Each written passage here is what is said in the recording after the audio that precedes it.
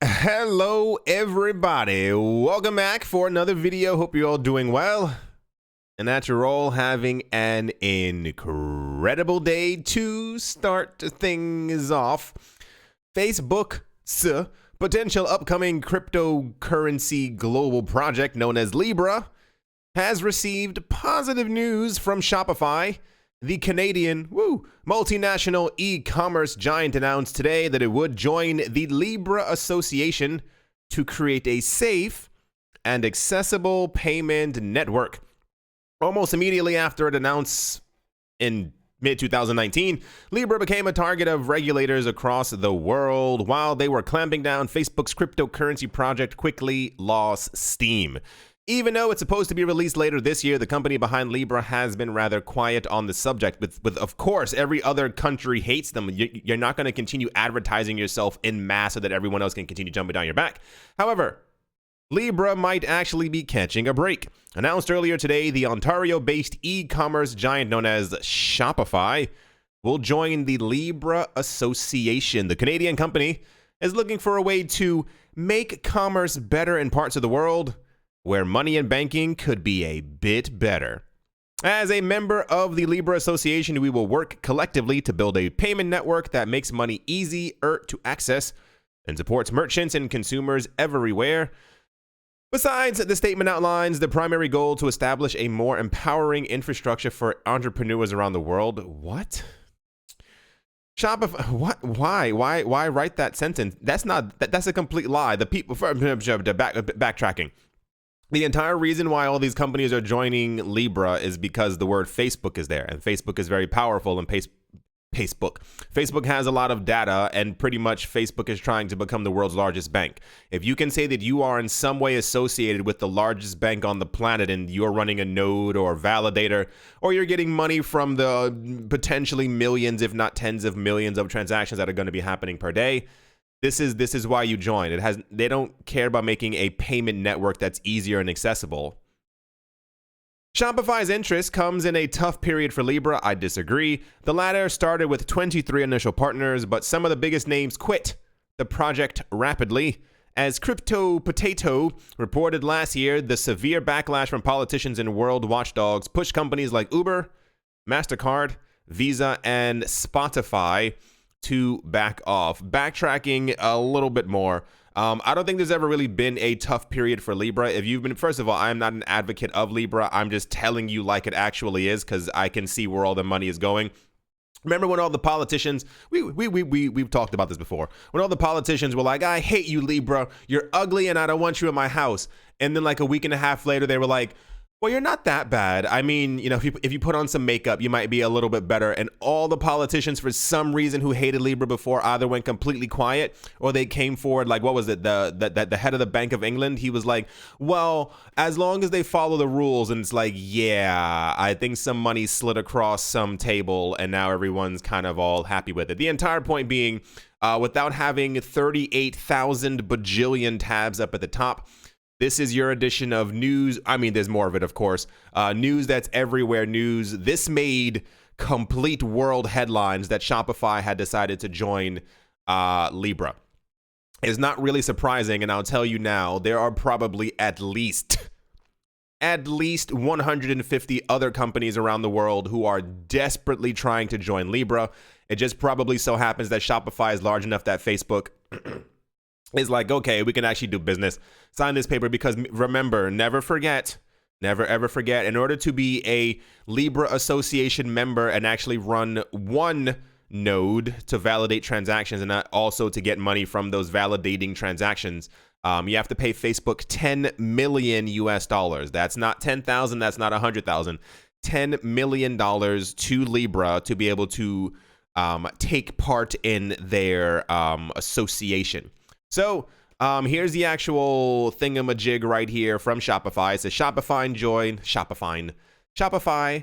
joins Libra Association with a handbag and Libra. I don't. I've seen a lot of news articles, and they're mainly within the cryptocurrency space.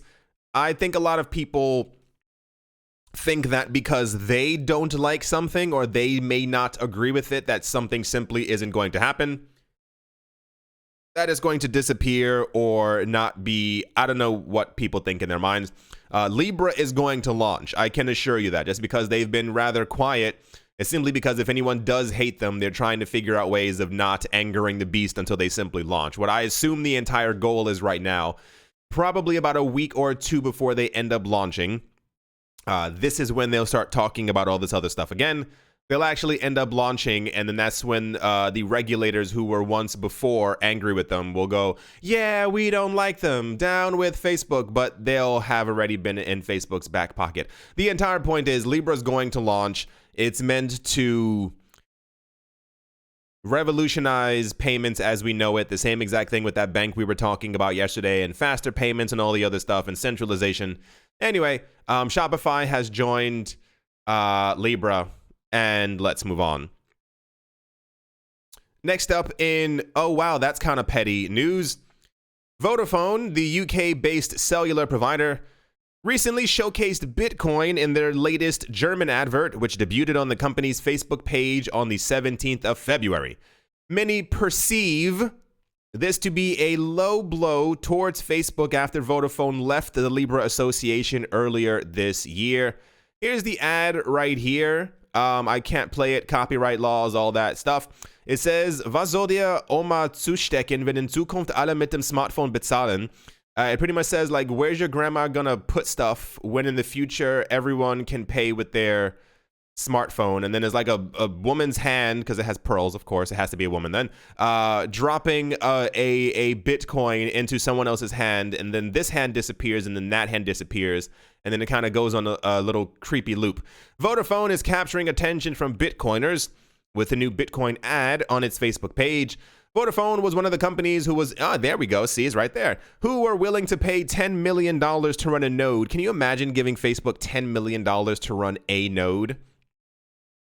To run a node on Facebook's Libra cryptocurrency as a member of the Libra Association. Libra's network was initially planning on having partner companies run the proof-of-stake validator nodes for the company's Nope Crypto's network for a healthy fee, yeah. After Facebook's regulatory entanglement paused the forward momentum of Libra, that's a lie, 8 out of 10 companies who had signed up decided to walk away from the project. There were definitely, I think, 30 companies who had signed up to be with Libra, and then 8 of them left. There weren't only 10 companies.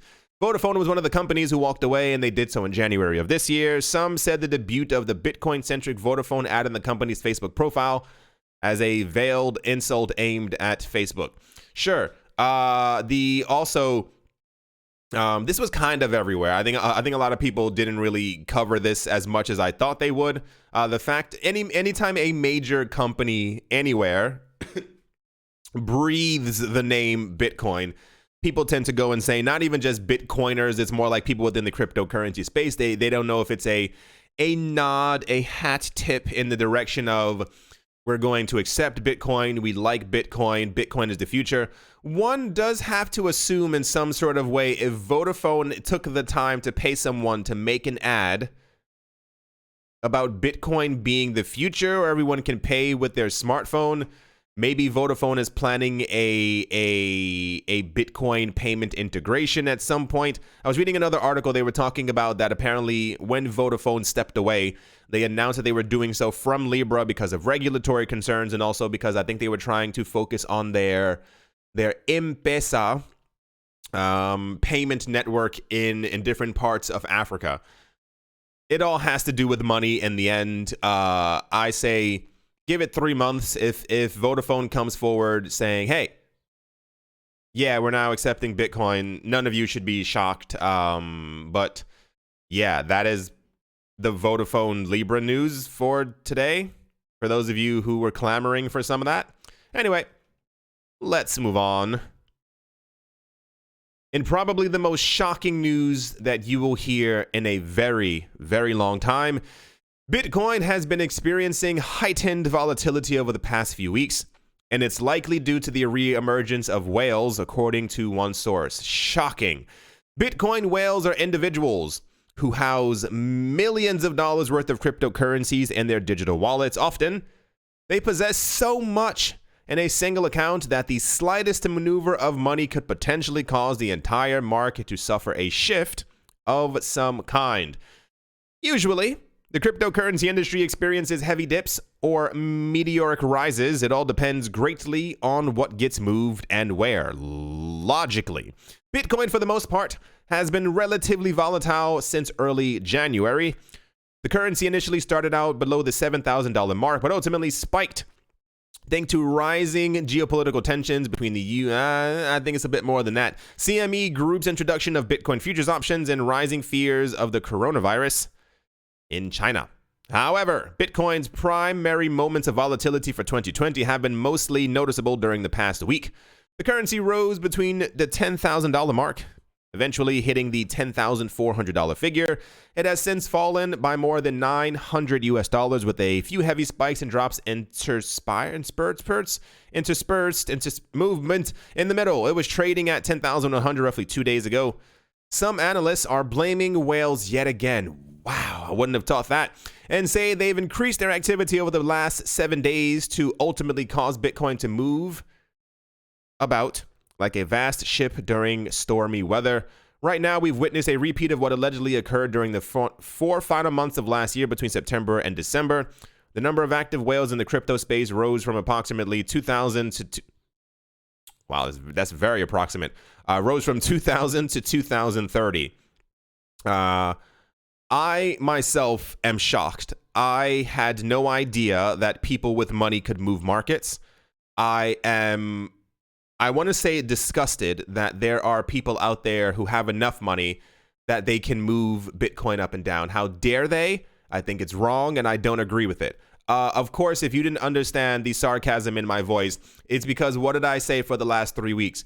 I was like, oh, the movements that we're seeing where Bitcoin drops by $900 in 4.5 minutes, those are not organic. And people were like, no, man, that's just how the market moves, bro. And I was like, no, I'm pretty certain. It's one thing to have spikes up and down during the course of a day. Like if you've ever day traded before, you can see like during the course of like an hour or 2 hours, the little like up and down, $4, $5, $6, and you see some, $35 up and down. But for Bitcoin to shoot up directly by like $800 over the course of a minute, or to go down the same exact amount in the course of a couple of seconds, I will tell you a secret. These are not organic. These are made by very rich people who are trying to move the market back and down. We've seen this news before. We've heard it many other times. We've even seen other people actually looking at other cryptocurrency websites, and on one website, somebody may be trying to sell 5,000 Bitcoin at the same exact time. As the market's moving down, there's a buy order on another website for 5,000 Bitcoin that ends up getting picked up. The other sell order that was there for 5,000, which couldn't have been filled because it had ridiculous price, whatever, ends up disappearing, which means someone probably pushed the price down because they wanted to get more of the Bitcoin. So analysts are finally coming to terms with what we've all known, or at least I have known for quite a bit of time. The movements are created by whales. Why you say that? Because they're trying to get more money. We are once again in an asset class where one of the assets, people widely believe that Bitcoin could at some point go to either 100,000, $250,000, or $1 million per Bitcoin. So they're going to do whatever they can in whatever fashion to be able to get enough Bitcoin so that when Bitcoin hits 1 million, they're basically emperors. Here's the article from Yahoo Finance. It says, on-chain activity suggests Bitcoin's price volatility will continue thanks to whales. If nothing else, I'm shocked that this is happening. Once again, sarcasm. I think a lot of people don't get the sarcasm in my voice, and I think that's very interesting. It's one thing if you're texting someone, which I think is also very funny. If people don't note the sarcasm in your text, but a lot of times I say stuff in videos. Like I forgot what I was talking about before. I think it was something about Libra, and people were like, "Man, I'm unsubscribing. I lost all hope for you because you like Libra." And I was like, "You couldn't hear the tonality in my voice that I was meaning the opposite of what I was So for those of you who were wondering, I do know that it's whales, and I hope that your sarcasm meter gets fixed, because I would hope people know how I feel about things. We've been together for 2 years. You have to know me by now. Anyway, let's move on. Next up, XRP and Ethereum, two of the largest cryptocurrencies in the industry by market cap, could soon be interconnected and interoperable. Inspired by the Norse myth of Bifrost, which refers to a burning rainbow bridge, that connects the Midgard, the realm of the humans, and Asgard, the realm of the gods, Ripple's Spring wants to build a bridge between XRP and Ethereum. In a recent blog post, Warren Paul Anderson, senior product manager at Ripple, explained that Spring has become aware of the need to create a layer that supports complex smart contracts for the growing decentralized finance sector. This is the main reason why the firm is challenging developers to interconnect the XRP ledger and the Ethereum network over the Interledger protocol. During ETH Denver, known as one of the largest Ethereum hackathons and conferences in the United States, Spring revealed that it will be helping the Ethereum community to achieve its mission to reach 1 million developers worldwide. Anderson said, and I do quoteth, "We believe that in order to achieve this feat faster, not just for Ethereum but across all blockchains, it's best to combine efforts, pool resources, and work together where appropriate to make it easier for developers to, I'm not saying that word, to build on blockchain." As a result, Spring sponsored 3 different challenges. They were Bifrost, Vanaheim, and Niflheim that aim to solve the need for interoperability between blockchains. Anderson believes that interoperability could be a solution to tribalism. One, it's not. I'm sure there are people who like Ethereum who are up in arms right now that their blockchain would even think of touching Ethereum's blockchain. This is an old concept that I think we're going to start seeing more of as why is my head hot? What's going on?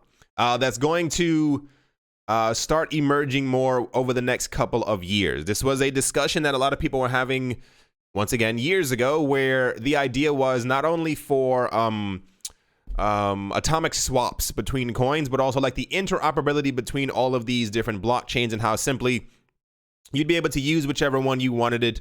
Wow. At any time on your phone or on your computer. It appears that a large part of this, and I'm glad he at least admitted it, has to do with the fact that XRP also wants to join in the DeFi game.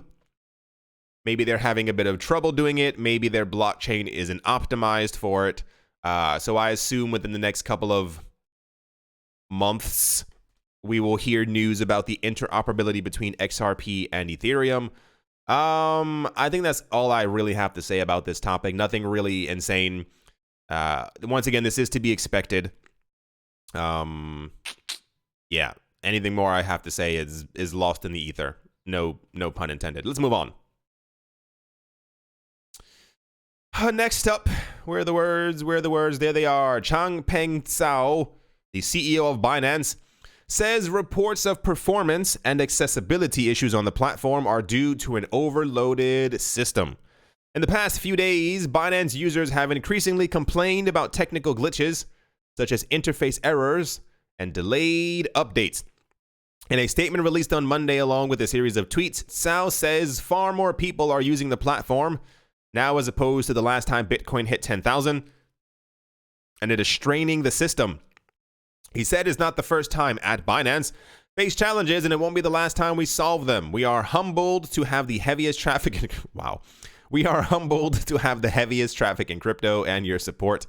The difference between Bitcoin at 10,000 this time and the previous time is there are a lot more users now. Logically, while this is a solid sign of strong recovery for the crypto market, it also puts on significant load for our system.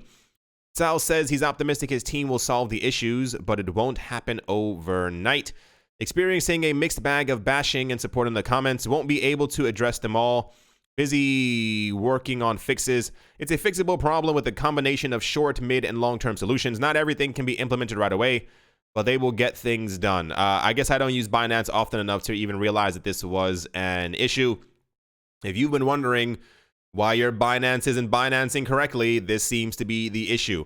For those of you who were not here during 2017, count your lucky stars. The only options, I mean, there were others, but they were kind of garbage. I won't even name them. The main options that we had were Binance, Coinbase, Kraken. Those were the main pinnacles in the cryptocurrency space. There were other ones. Like I said, I'm not going to name them. A lot of them have disappeared, and they were just not good platforms. What ended up happening was that by the time Bitcoin ended up hitting around 5,000 US dollars, these platforms were buckling. Part of the problem is that Bitcoin continued climbing, and then we ended up getting into a $10,000 Bitcoin, and everyone in the world lost their minds. Kraken stopped working. Coinbase was going really slow. I think Binance was able to hold a lot of it, but there were still some days where like Binance wasn't too hot. And then by the time we ended up hitting a $15,000 Bitcoin, it was very bad. Kraken wasn't working at all. I think there were a lot of crypto exchanges at this point that were telling people that they had to do what was the exact phrasing they used? It was like mandatory fixing. I can't remember what it was, but it was like this very spontaneous, almost from 1 minute to the next, you'd be using a platform, and then it would be down. Maintenance, unscheduled maintenance. But the problem was that they told people that they were doing this for like 4 hours, and I think Kraken ended up taking like, I think 10 days at one point, and then I think Coinbase took like a day and a half.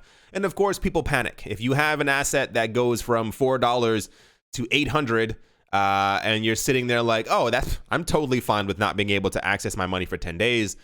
People were talking about lawsuits. People were talking about all this other crazy stuff. So I assume logically, like we've mentioned many times before in the past, I think there's like a 5 or 7x of people who have gotten into the cryptocurrency space since 2017. So I assume we will see more buckles as time goes forward. If this is what's happening when Bitcoin is floating between 9,600 and 10,300, just imagine where we will be when Bitcoin hits 17,000 and the reports start coming out of Bitcoin's really close to 20,000. Imagine if Bitcoin over the course of a 6-7 month period went from 9,600 to around 35,000. I think a lot of these websites would just become dust. Anyway, that's the Binance is slowing down news for the day. Let's move on. In also news that was everywhere news, Wikipedia co-founder, his name is Jimmy Wales, said on Friday he has not seen a single practical use case to convince him to integrate cryptocurrencies or blockchain into the platform. Speaking at the CoinGeek conference in London, Jimmy Wales said cryptocurrencies would not add anything useful to Wikipedia. In fact, he believed it would prove detrimental to its vision and ultimately damage the unique way in which the platform operates. Speaking opposite Craig Wright, maybe that makes a bit more sense. It's all coming together. Speaking opposite Craig Wright, Wales said he tried to distinguish between the ideological and practical nature of cryptocurrencies. Wales had already turned down proposals from advocates who asked him to consider making it possible for users to directly reward content creators and editors with digital assets. He said, this is a really bad idea. It's an idea that won't actually work. If you take something that is a bad idea and put it on a blockchain, that doesn't necessarily make it a good idea. Wikipedia relies on volunteer experts and enthusiasts to add and edit new content, as well as to check facts and remove inaccurate or irrelevant material. Wales said, by integrating cryptocurrencies, Wikipedia would be taking a step back by making it easier for people and companies to pay for the content they want on the platform. Creating a mechanism where you effectively authenticate that type of behavior isn't going to help with the quality of Wikipedia at all. We'll see. I have so much I want to say. There's so much floating through my head right now.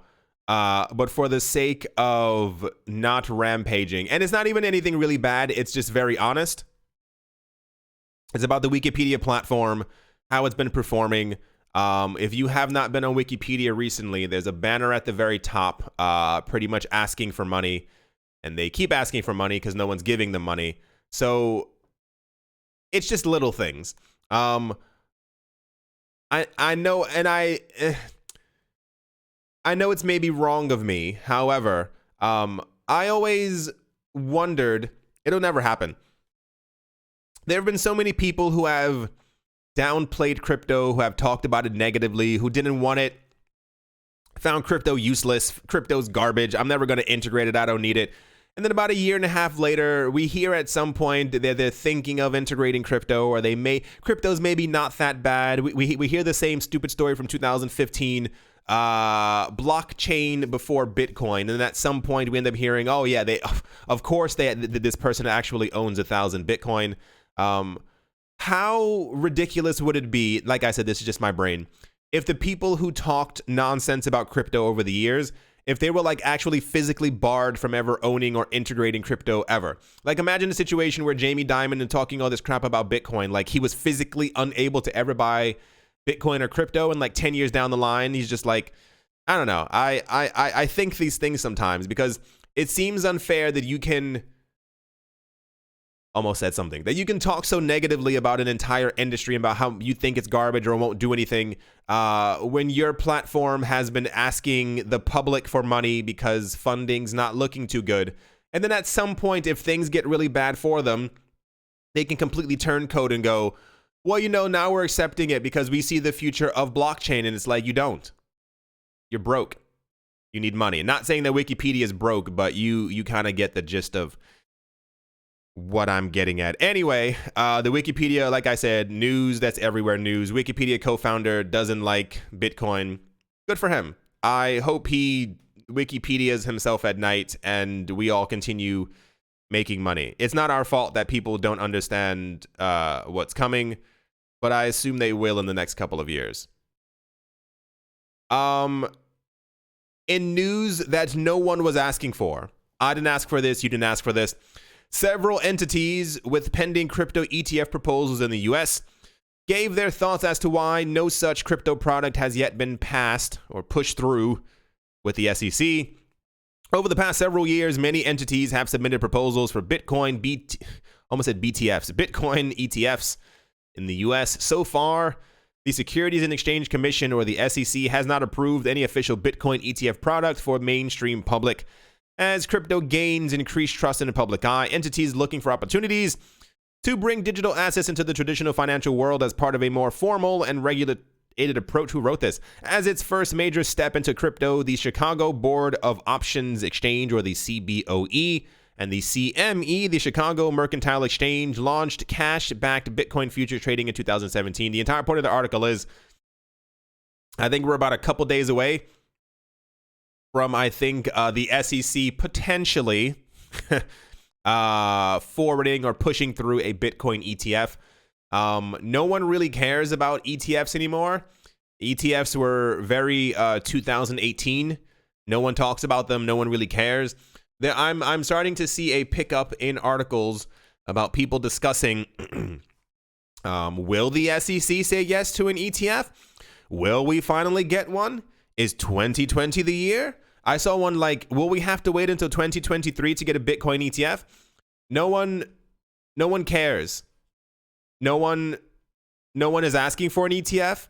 All the companies who are trying to get an ETF, and if you have a company who is trying to get an ETF pushed through, I'm going to tell you this right now. Are you listening?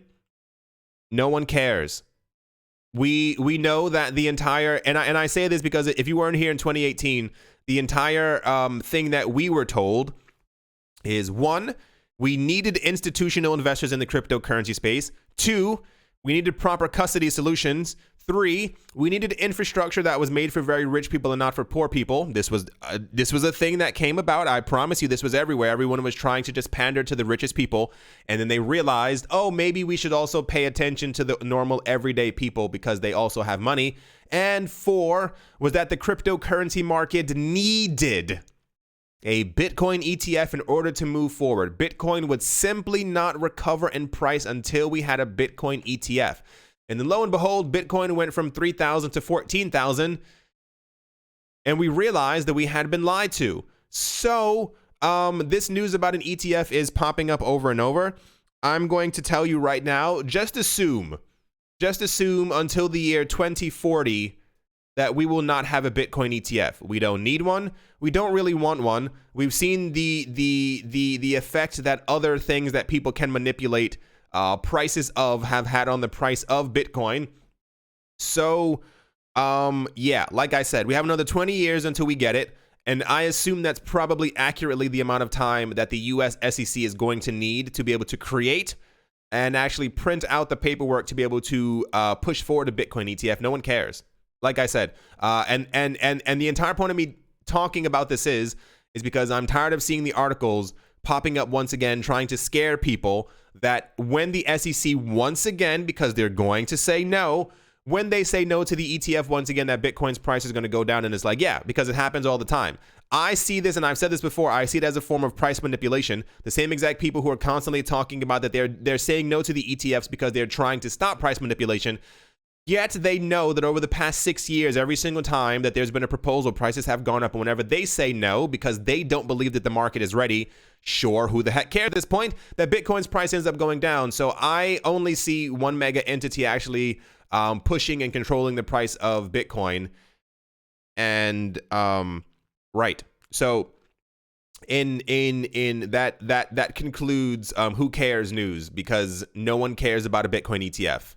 And I almost pity the Winklevise and all the other companies who are continuously trying to do this because they want their name on a plaque somewhere that says that you created the first Bitcoin ETF. No one cares. Bitcoin is going to hit 20,000 again, with or without an ETF. There's no denying it. There's no stopping it. Anyway, let's move on, or let's finish things off. You know the whole spiel.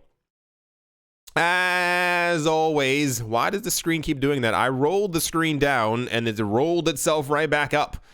As always, a very special thank you to my Patreon supporters, Professor Wally from Gunbot University, Chongololo Tsongololo Nostromo, Mr. Pickles, John Starson, The Animal Reader, A Bibliophobia, Barebones Mining, Todd Mullis, Adam Graysick, Mohair Maroney, Master Ventures in Thailand, Brady Niels, Jared Schneider, Wise Night Owl, 242 to the World, Crypto Joe, Bankroll Network, Adobo, Milweezy, Crypto Artist, Cole D3D, Nicholas Renerth, One Piece, One Love, Damien, Setsuna, Nick Kanaya, Richie Rich III, Vlad the Impaler, Crypto Bitch, Shipmate, Paxis, Nick, why'd I say it that way? Nick Mangialavori, Anthony Charles, Jim Garner, Jeremy Fox, Minting Coins, Miller Hitch, Chest Every Day, and Kyle Skips Leg Day. Yes to Crypto. Buddy McBoatface, Anytime Fitness, Monk's Corner Staff, Arfmedic17, Bake Me a Cake. I want a cake. Tigger Macho Nisa, and I had like 7 pieces of cake yesterday. Anyway, not that you cared. Tigger Macho Nisa and On Crypto with Lionel. Thank you all very, very much for your support. And thank you to everyone who is a member of the channel who clicked the little join button below the video. I bit my tongue. At the moment, the market is like Christmassy colors. Bitcoin's down, but not really down. It's down by 0.15%. I read an article earlier, it just went up again, about Litecoin. It looks like Litecoin could be trying to pass by $80. I think the reasoning was it in the article was, I think Litecoin was one of the least hit coins as Bitcoin was moving down in price, and therefore there was a golden croissant and all this other stuff that was taking place, and Litecoin looks like it could be moving up further in price. A lot of the other coins are in red. Monero's green. Why, you may ask? Not even the world knows. But yes, everything is kind of down, but not down. That doesn't really make a lot of sense. Right. We'll see where the rest of the weekend takes us. We'll see if we end up getting back to the 33-cent XRP, back to the $290 Ethereum, back to the $10,400 Bitcoin, and all those other numbers and things and money. I need to have breakfast. Thank you all once again, or for the first time, for watching and listening. I hope you all enjoyed. Hope you all are having a great day, a great morning, a great afternoon, a great evening, wherever you are, wherever you might be. I do hope that it's absolutely fantastic. Thank you all once again for watching and or listening. See, now I can say once again. And yeah, I will most certainly be talking to you all soon. See you.